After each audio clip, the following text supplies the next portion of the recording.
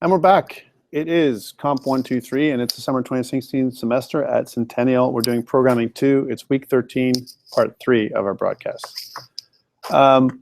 So let us talk about what we were working on last day. Again, I'm just going to bring up Visual Studio here. So please join me on Visual Studio if you don't have it up. I want to continue some of the project pieces we were doing last day. So we're building this random number kind of generator. I call it, role-playing aid, whatever you want to call it, for Dungeons and Dragons, right? It might sound that it's a little primitive, but actually it is. It's the complexity is all in the details, is what I like to say, right? So let's take a look at what we have from last day. This is what we were working with. There we go.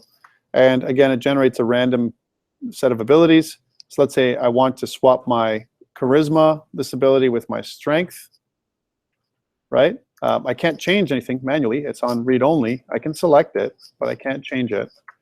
But if I want to swap charisma with strength, I can just say charisma, strength, swap. And then all of a sudden, boom, it changes, right? So I've done that piece for you. And then if I click next, I'm going to go to once I'm done, I'm going to go to the next form. I'm not ready for the next form yet, but we want to do a couple more things. I want to be able to add 1 point and 1 point only to any one of these abilities, right? So let's say if I want to add some. So again, I'm talking about complexity here, right? To show you how you can do some stuff. So I want to add 1 point. I can't add a point, more than 1 point. And when I want the box to be enabled, right, at the beginning, but when I assign 1 point to one of the abilities, right, I want it to be disabled. Okay, that's the way I wanted to do, right? So how do I do that? So again, we have to keep track of, if you think about what I want to do, we have to keep track of which ability I'm going to add the point to. So I'm going to have a drop down like this to choose which ability. Which one is it going to be, right? I could do a drop down. The other thing I can do here is I could do radio buttons. So I can choose one of the radio buttons as an example, and I can add a point to the radio buttons, right? As an example. Or, there's different ways of doing it. Let's use a drop down again, the same kind of idea, right? I'm just going to make another thing here that's, add a, kind of modify an ability. We're going to call it, instead of swap abilities, we're going to modify ability, right? So maybe we can add 1 point so we can make our character more heroic, right, to the ability table. Okay, so how do we do that? Well, first we need another group box. Again, a group box is just a container. And if I look at the container object, let's say, for example, my swap abilities group box, I can move the whole container around anywhere I want. So if I want to relay out everything in a different way, I can do that, right? That's one thing, the reason why we use group boxes. It also, from a user experience, tells the user that all this stuff, it's like I'm drawing a border around everything to show the user that all this stuff is related, right? So this stuff is all related. Like one thing I could do, see how my abilities is here, right? I could include my button in my generate abilities, in my abilities group box by just dragging it on. So now my button is not anymore part of the regular form. It's actually part of the group box, right? So if I move the group box around, my button moves around with it. Because this is all related, right? Now here's a problem that I have for the group box, right? And this is just a user interface experience kind of thing, right? One thing is my abilities, strength, dexterity, constitution, intelligence, so on, they're different sizes, right? So strength is smaller than constitution and from a thing. And also, even though I don't need the space, it'd be nice that the box itself, these boxes, are the same length as the label. I'm just talking about from a, just how it looks perspective, right? So we don't need to do this. It's not a functionality thing. It's, how does it look, Okay, so let's try this out. So I'm going to kind of select all of them. You can do this. You can select all the text boxes. And if I want to make it the same length, I can just drag them like I showed you before until they have the same length as my constitution. Well, if that's the case, I might as well drag them so that there's the same length of this little box, right? Because that way I can center everything. I can make it so it's centered so it's slightly bigger, right? And then I can change the size of my box, right, so that it's the same size on both sides, right? So that way it looks a little nicer. Also, I might want to choose to to center this object inside my container. How do I do that? Right? Different ways. If I kind of move it around, right, you can see that it's going to move it according to different objects, right? It's kind of trying to use smart guides. Visual Studio is trying to use smart guides to try and help you, right, to do that, right, to try and move it around. So that's one thing. I can also align it.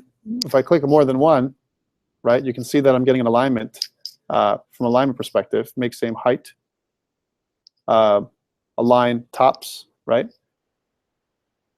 Right, and this is make vertical spacing equal, right? Those kind of things. There's other ones, bring to front and send to back. You can layer things one on top of the other to create the effect you want, right?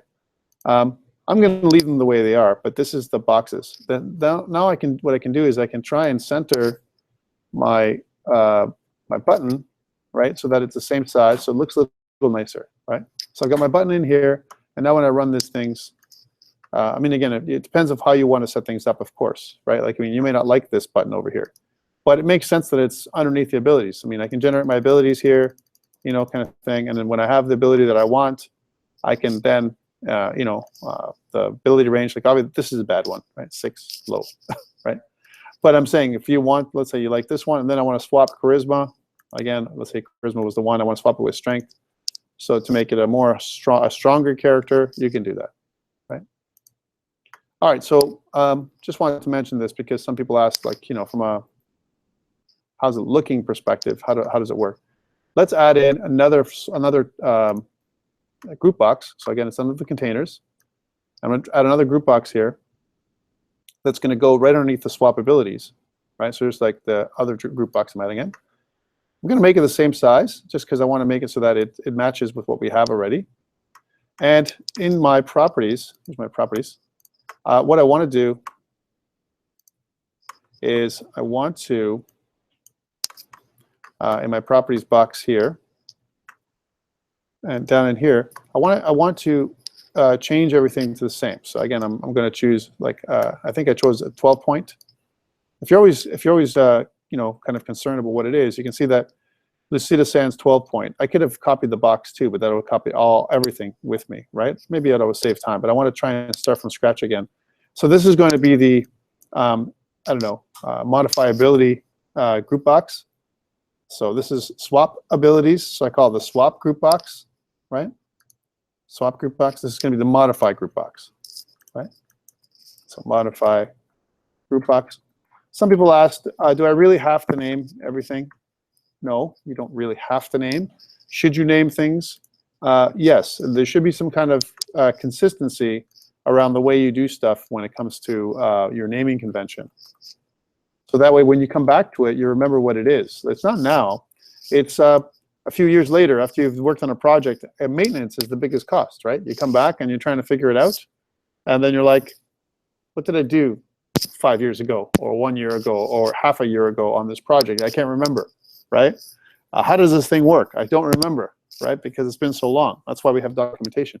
Documentation is not just for somebody else. It's also for yourself, because you think about something that you did a long time ago, right? Even I don't know if you guys ever were asked to write stories, in English class, or whatever.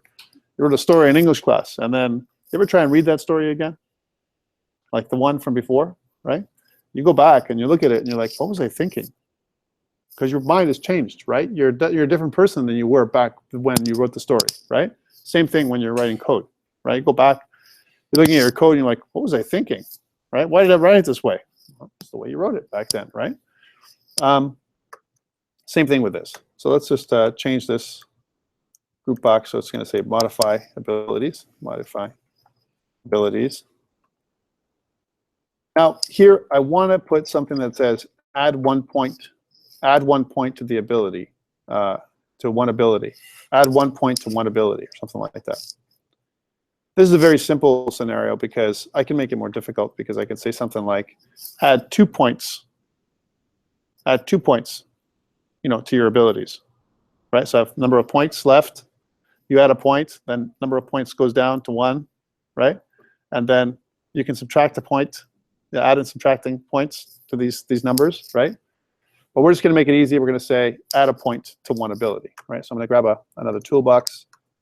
We're going to grab a label and drag the label inside here. And we're going to make it so that it says, it's going to tell the user what to do, right? So we're going to call this the instructions label, or we'll call it the modify abilities label. Some long label name, doesn't matter. And this will be called add 1 point to one ability. Now we see how this works out because it's pretty long. Add 1 point to one ability, right? So that's the note for the user. Okay, which ability? So we're going to take this same structure we have here. So I'm going to copy it, and we're going to paste it inside here. So this is the ability, right? But it's not going to say first ability, right? Oops, that's not what I wanted to do. Erg. Let's take away that thing. Sorry. I meant to not do that. Same thing with my ability. My ability, I have that too. No? Okay, good. So my first ability, I meant to just change the name. So instead of first ability, we're just going to call it ability in this case, or referring to one of these, right? One thing that's good is when I copy, I also get the collection. So if I look at the collection of items, it's the same collection of items, right? So this is all the same, right? And from this perspective, it's all good. So add 1 point to one ability. This is the ability you're going to add 1 point to. And then, you know, as an example, we're going to have a button that says add, right? When you add the point, once you add the point, the buttons can just the whole thing is either going to gray out, right? I want to make it so that you can't add the point anymore. You only have 1 point to add. So copy. And we'll, instead of swap, you know, as an example, you can see that I'm getting guides for my box, right? We may want to put it so that it's, you know, next to this one, because I'm going to make this modify abilities box. I could make it smaller if I want to. You know, so it's like this. Again, I'm trying to balance them off so it doesn't look totally, you know, ugly, right? From an aesthetics perspective, which is what I was talking about earlier, we want to make the boxes so that they're fairly the same size, that has the same, approximately the same padding everywhere and margins and the whole thing, right? So that it looks like a good interface, a decent interface, right? Okay, so obviously this is not going to be swap, and this is not going to be whatever the text box. It's not going to just be a regular text box or a combo box. It's going to be the modify ability. Modify. We'll call it the modify text box. Modify text box. And this will be the modify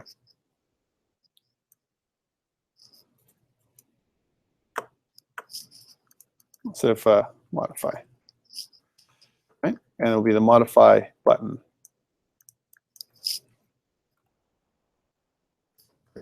Modify button. All right, so we have the modify button, the swap button. So how do I want it to work? Okay, two parts to this, right? One, when I pull down the ability that I want to change, it's going to do something very similar to what I've already done in here, right? So if I double click on this one, the one we already did, you can see that I already have something called first ability combo box select index changed, right? First ability combo box select index changed. And what I'm doing is I'm saying the first ability, I'm choosing the ability to select, right? And choosing the ability, I'm sending in, it's returning out the text box. This, I'm going to use the exact same thing. I can use the exact same method to choose the ability that I want to modify. So going back to what Hassan was saying, right? You're saying, how do I choose the ability, right? This is the way. The way is using this method that I developed last time. So remember last time I made a method, here's my choose ability method, where I send in an integer that represents the ability based on the selected index of the combo box. The combo box has all the abilities listed, strength, dexterity, constitution, and so on. It's just a list of items. And I'm going to choose from that list of items, I'm going to select one of these abilities to modify. I also have to have up here some kind of the way of keeping track of which ability. So this is first ability, second ability, and I'm going to say private text box I'll call this the modified ability, right? Or the ability to modify. That's the one I want, right? Okay. Let's make sure that I have this extra combo box selected. I don't want to have that. Let me make sure I don't have any kind of event. It is. I do have that. I want to get rid of that because I don't need that selected change. Okay, so I have the ability, so I want to do that. So when I double click this, just like it's the secondary ability combo box select index change, I want to just copy this piece, right? So I want to be able to do the same thing with my modify text box. So the modify text box will pull down which one is it going to be, right? Called it text box. Why did I call it text box? Let's go back. Sorry, I'm a bit of a stickler when it comes to the naming convention. I want to keep the same name all the time, the same kind of way of doing it, and I think I called it the wrong thing. Modify combo box is what it is, not text box. All right, let's try that one more time. So double click. There we go. Proper name. Okay, now I'll copy this. Copy. And paste. Now, this is where it becomes different. Instead of second ability combo box selected index, it's going to be the modify, a modify combo box, which is this one. Right, so modify combo box, selected index. That's the one I'm going to send in. And it's not going to be second ability, it's just going to be modified ability. So I can find that in my list, so modified ability. So make a reference to the modified ability. So we're going to be, so I'm going to select, and it'll change every single time, right? Now here's the thing, if nothing is selected, I can't modify anything, right? So I'm going to give it a default value, right? I'm going to give it a default value. So here's the thing that we got to think about. If I give it a default value, I have to press the modify button to select the ability. Once I press the modify button, then my control is gone and it's selected forever, right? So those are the things that how the control is going to work so far, right? Yeah. Again, you have to think about this, right? So I'm limiting the user so that he has to use my controls. He can't type inside the button and change the number. Can't do that, right? So this is just telling you which one it is. Now remember, on the load method, when the actual form loads, I'm using the form load ability to select which one is going to be changed. I'm going to just do the same thing in this case, but instead of my second ability combo box, I'm going to do the modify ability combo box, or maybe the modify combo box, what I called it, right? Dot selected index. This is the index of the item selected inside the box. So again, index means it's a list. So the combo box is showing a list of items, and then I'm just pulling down which one of those is the one, right? But I'm suggesting that it's going to be 0. So this is going to be the one that I'm going to select right away by default. So when the form loads, this sets up right away. Why? Because this way, when I run it, it looks like this. So strength is the one I want to modify. Now modify doesn't work yet. Well, all it's going to do is going to add 1 point, and then when it goes away, it's going to dim out this whole thing. That's what the functionality that I want. I'll do that next. All right, so how do I do that? Well, I want to double click on my modify button. Here's my modify button. And the first thing I want to do is I want to take 1 point and add it to the ability that's been selected, right? Just like I did up here with my button, my swap button, right? I know which ability it is. So whatever the ability is, and it's going to be the modified ability, I'm just going to add 1 point to it. Okay, but remember, the abilities on the form are all text. They're all strings. So I got to take the ability first, convert it, right, to an integer, right, and then add 1 to it, and then put it back. Okay. Now I could try and modify the ability manually, but there's a problem with that. So first of all, I want to read the ability. So I'm going to say something like, and I'm just going to put this in there. So I'm making an integer, and I'll say ability number to be modified, or ability to be modified, a local variable, ability to modify, right, is equal to, and it's not just ability, it's ability score. We'll call it the score to modify. Score to modify, because the score is what we're really modifying, right? So score to modify is equal to the ability we're pointing to, which is this, that underscore modified ability, right? When we just pointed to with a swap, with a modify text combo box, right? And then dot the text, right? But I want to convert this thing to integer, right? So I want to take this whole thing and say convert dot to int32. It's going to convert my text to integer, right? And assign it to my score to modify. That's the first thing. So I'm converting it first. Once I'm done converting, right, now I can add 1 point to it, right? So I'm going to say score to modify plus equals to 1. So I'm adding 1 to the score, right? Now I'm putting it back. So I'm going to say this dot underscore modified ability dot text, right, is equal to score to modify to string. I'm converting it back. Is there another way to do this? Yeah, I can do it all in one line. But I'm just breaking it out for you guys to see what I'm doing, so you understand what's happening here, right? Okay, now finally, after it's been modified, I don't have any points left, right? I don't have any points left. And so I have to dim this out. Now, what do you dim out? Do I take away? I want to dim everything out. I don't want you to be able to do anything, any changes, right? So one way to do that is to look at the modify group box, the group box itself, right? And I could say something like, okay, now can I say enabled? Yes. If I say enabled for the whole group box is false, right? When I modify my ability, when I'm done modifying it, my group box becomes disabled, the whole group box. So if I save that, and if I go back to this, and if I press play, right?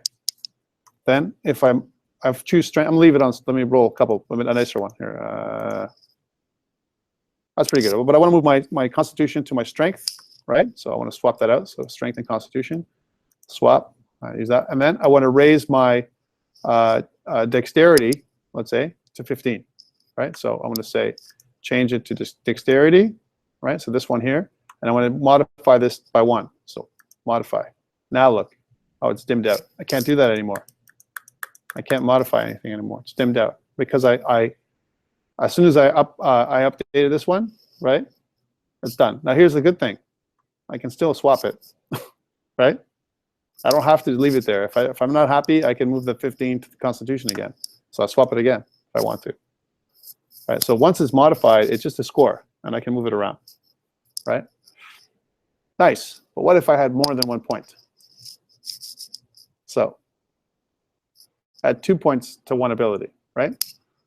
2 points to any ability, right? So I can put 2 points at a time, 1 point at a time. It would be different. This would be a different functionality altogether. Like I have 2 points, I want to add 1 point to one ability and 1 point to the other ability, or 2 points to one ability. There's different. This is all business rules.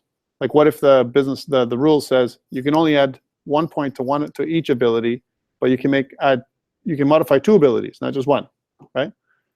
Then we would have something like this, right? So which 2 abilities, first ability, second ability, how many points are left, right? Kind of thing, and then you choose and you modify both at the same time, right? Or what if I can choose a number of points I can add? So I have a point value, point score, and then I choose the ability, click add.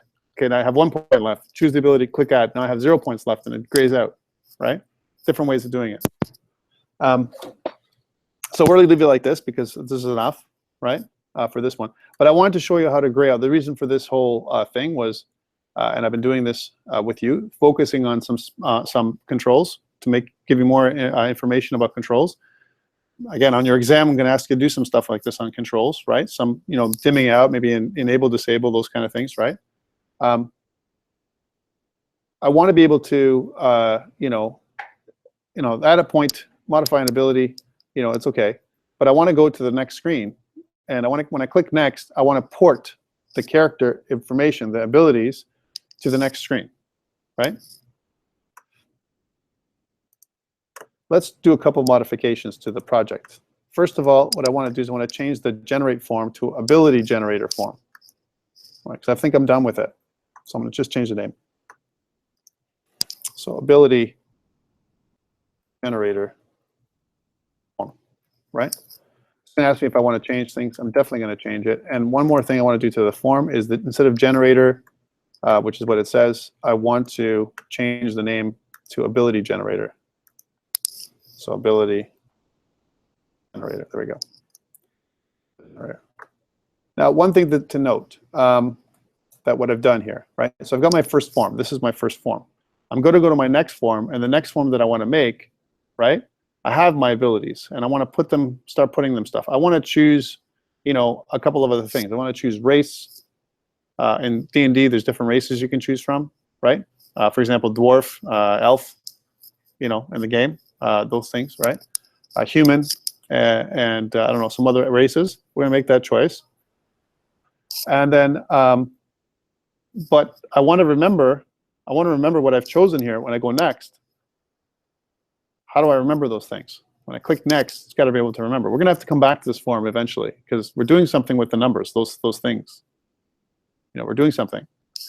Here's a question to you, and I'm just put it out there. When I click next, right, I almost want to have a character object, which is a separate class, right, that I'm going to use as a container to hold my stuff to go from one form to the next. Instead of modifying specific things, right, like we're doing, I want a container class to do it all, right?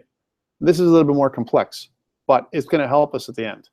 So I want to make a separate class, has nothing to do with forms, called character. My character class, right, is going to contain all the objects that I've got here: strength, dexterity, constitution, intelligence, wisdom, charisma. Except it's not going to be instantiated until I click my next button. Once I click my next button, my character class will be instantiated, and I'm going to pass these values inside the character class. So it's going to have them all. Hey, we've already used the diagram. Let's use the diagram to help us build the class. Again, remember what I taught you before. This is an amalgamation of all the things we've done so far in this course, right? We're using classes and objects, methods, variables, loops, all kinds of stuff we can do here to help us. Conditional statements, right? Okay, so let's do that. So before I build the next form, I want to have this class, and I want to use the class diagram to help me. So I'm going to double click on the class diagram, and I've got this ability. I want to make a new class, so add a new class, and this class I'm going to add is called character, the character class itself, right? This is different than the class. Are you a fighter? Are you a rogue? Are you a whatever? That's not that kind of class. This is a class like, you know, a class. And so it's going to be called character. I'm pressing OK. It's public access. So character has nothing inside of it. Well, here's the thing what I want to have. It's got to have all the abilities. All those abilities, strength, dexterity, constitution, all those things have to be members of the class, right? All these kind of abilities. This is an enum, right? These are the abilities, right? And I want to have the class have these abilities, right? Okay, the abilities are just going to be strings. That's all they're going to be, strings of characters, right? If you want, you could also make it so that each of the abilities are numbers, right? It really depends on what you want to do. But I don't really believe numbers is the right thing for now. Better to be strings. Later on, we can always change a string to anything you want, right? So let's make it so that I add some properties, right? Notice I'm not adding fields. I'm adding properties. Properties make it so that you have the getters and setters built in, right? So I'm going to add a property, and we're going to call this one strength. Now they're going to be, I think, integers by default. Let's add another property in order, right? Property. I want to add another property called dexterity. I can modify this later on, right? And the rest. Add a property. Constitution. Right? Add a property. Intelligence. Again, you could have probably made smaller forms of these instead of Constitution. You could have gone con, but we want to kind of just map everything out the way it's supposed to be. intelligence, constitution, wisdom. We also want to keep track of our charisma. There we go. All right, so properties here, these are nice. We don't have any kind of methods yet. We might have methods in our character sheet, our character class right now. For now, it's just an object that we're going to use as a container to contain all of our stuff. So when we move from one form to the other, we're just going to modify that thing until we get to the final form.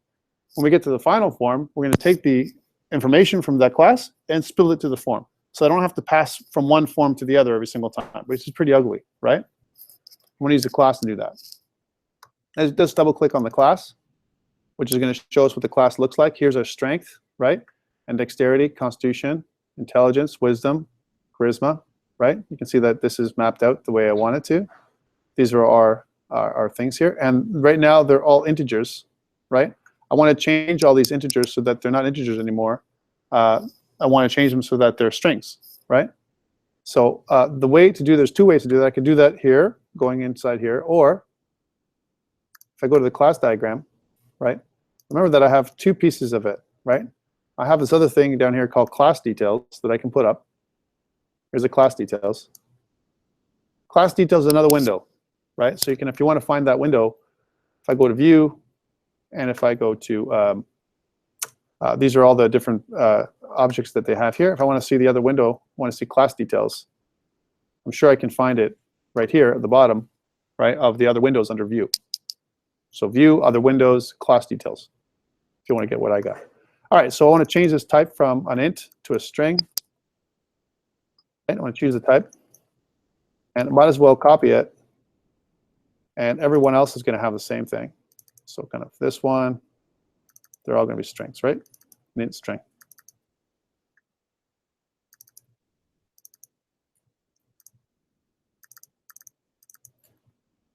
Okay, there we go. So all those are properties. By the way, the order doesn't really matter here. They're just properties inside the thing. I don't have any fields. I could put fields in there that are related to these ones, right? Like for example, I could if I really wanted to be fancy, I could each of individual field, each of these objects could have what they do. Now that I've got these done, I could certainly go back and double click on this. Then you can see that now there's strings. So they've modified everything from a high level. Getters and setters, you know what? If I want to make short forms of the getters and setters, I can do that. I can just kind of, I'll do it to one. I'll kind of hide everything here. And what we want to do here is do the getters and setters. This is a quick way of doing it, right? The short method. So what I can do is here, I can copy this with the space. This is the fast way of doing it. Copy. And then convert these to getters and setters, right? So paste. All right, so that way I don't have to have so much space. It's the same thing as doing this other way. The other way, this is an expanded form. I don't have to use expanded form for this one because we're not going to do too many things. If I want to, I can always expand any one of these. All right. There we go. Right now, all my class has is a bunch of properties, and the properties are going to be used for us to transfer information. So when I click the next button, instead of me transferring information to the next form, it's going to come here, right? So how do we do that? Well, a couple ways. I'm going to wait till this thing is and then we'll take a short break, and then I'll come back to the next part. All right, so save my class diagram. I'm going to save my ability form for sure. So going back to my ability form, my ability generator form design, if I double click on the next button, what it's going to do is it's going to pass stuff into the class. Now here's the thing. My class hasn't been instantiated yet, my character class. And there's two possibilities. One, do I want to instantiate it here when this next form is clicked? What if I go back and I want to come back to this form again? Because I can come back, right? If I come back and I instantiate a new one, I kind of kill the last one. It's not what I want to do. Maybe I don't want to kill everything. Maybe I want to keep some things, right? Like, for example, what if I choose a class or some kind of occupation for the character on the next form, and I want to come back, modify the abilities, and come back, and then keep the occupation? I don't want to have everything wiped out again. How do I do that? Well, I remember that I also have a program class here. That's part of our code program. And in my program class, I can certainly instantiate anything I want, right? So, and I can do that in any way I want. I want to basically do it before all this application stuff happens, right? My application is my web form or my Windows form application. But here in main, before everything starts, I could instantiate my class. So I could do that. Remember, this is just an object. That's all it is. This class here, main, is our driver class, just like we normally had it for other projects, right? So I could do something like this. I could say character, right? And I could call this lowercase character is equal to a new character. I don't have a constructor yet, but all I'm doing is instantiating the object, right? Now that the object has been instantiated, I could be able to use that inside my forms. Example, and this is global. This is available through my entire project.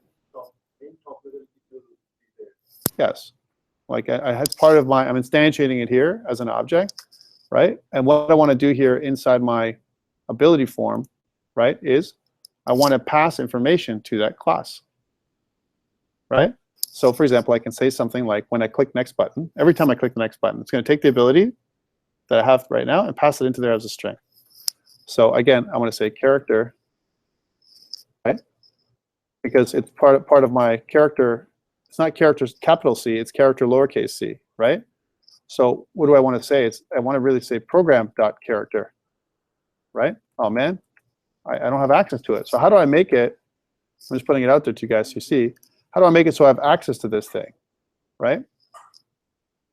Well, remember, this is a member that's a static method that I don't have to instantiate my main, right? So this is a nice idea, right? But I want to make it so that this is static as well. So can I do something like this? Is that possible? And notice I get an issue with this. It says modifier static is not valid for this item because this item is inside my main. But what if I put this item inside my program, right, up here? So inside here, I create a new static object. It has to be static because I'm not instantiating my class, right? So I can get rid of some of these. Here's the other thing. What kind of static do I want? First of all, this has to be public, right? Because I can't do, it won't be available everywhere unless I make it public static, right? It has to be public static. Otherwise, you can't see it, right?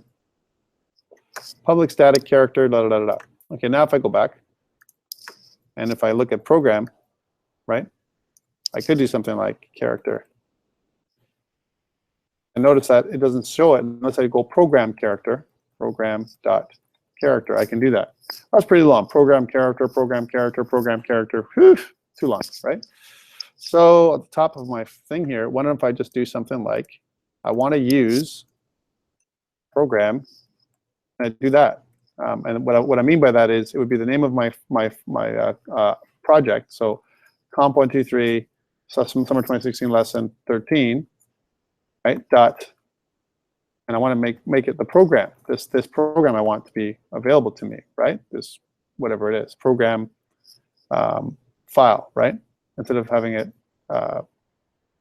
program character. How do I use it? How do I create a using statement?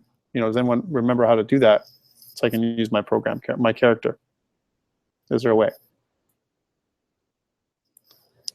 Well, how about if I just use lesson 13, right, dot, and if I look at properties, properties is all the properties, dot, if I keep going, that doesn't really do anything. Properties is just the properties of my lesson 13, right? I can, of course, but I'm calling it program. So what I want to do here, I want to kind of create a alias for my program, right, all the time.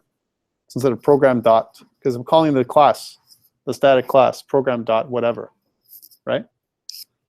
Is there a way to make it so that I can create an alias? Well, the simpler way to do it is to say something like this. What if I wanted to find out how to make it? I could use something called var, right? I could use var program, right? Program dot, and then the name of my my object, which is character, right? Now, it's giving me a little underline, and it's trying to figure out what this thing is, what I'm trying to do here. It says, the variable program is declared but never used, right? That's not program. right? It's program.cs. This is what I want. So I can't do it this way. But is there a way of creating an object, my object, whatever my object is, that's going to represent my character? It's a class, right? That's what it is. It's a character class. And the reason I'm doing this is because it's been declared in the program. The program is the actual program, the driver class, holds the other class, the object. That's the one that has the object inside of it, right? And because it's never instantiated, I have to refer to it as program dot, right? Like if I go program dot, no problem. I can access it every single time. But I don't want to do that, right? So I can do program.character, and I could point to something like this. If I say var my variable, I just want to show you this, is equal to program.character, right? It kind of try and figure out what it is. It's kind of question mark saying, I don't know what this program.character is. Oh, how about if I spell it right? Character. Right? So now if I hover over it, it says character my variable. So my variable is the type, right? So if I want to really do it every single time, instead of going program character, program character, program character over and over again, right? I can just call this character, right? So I'm creating a shortcut. It's just a pointer to this to the thing, so I can say the same thing. And notice the var tells me it's a variable, but we don't know what kind it is, and we're using duck typing to figure out what it is. So I'm saying, hey, what is this? And it's going to infer the type, right? Because program character tells it it's a type of character. So I can always, it's almost like me declaring a little local variable called character, right? And it's only for this, in this namespace, in this scope right here, right? So when I refer to character, I'm using this character object here. Why? Because then I can do something like this. I can say character dot strength is equal to the strength ability, right? Which is the strength text box, right? Dot text. That's what I want to refer to. Dot text, right? And then the same thing goes with the character dot dexterity, right? Is equal to dexterity text box text, and I can go character dot spell properly, character dot constitution is equal to constitution text box dot text, and the same keeps going. The other ones, the other three, right? Which is intelligence, which is equal to intelligence text box dot text, and character dot wisdom is equal to wisdom text box dot text. One more, and I won't bore you anymore. Character dot charisma is equal to charisma text box dot text. There we go. So I've done those, right? And what I'm doing here, as soon as I press the button, I'm making assignments to all these things. I'm assigning the value of all the things in the class, right? Now remember, I don't want to, it's better this way than for me to pass the buck, to pass everything to the next class, the next class, the next class. Because when I come back, right, I want to retain, I want to remember everything that happened, right, from the other side, from one side to the next. I don't want to wipe out the other one, and I don't want to always carry forward a value. I don't want it to be dependent on that. I want the character to be something that's part of the whole application, right? All right, it's a good place to stop. Let's take a 5-minute break, get a bio break happening. When we come back, we'll continue with the next form. Make it very simple.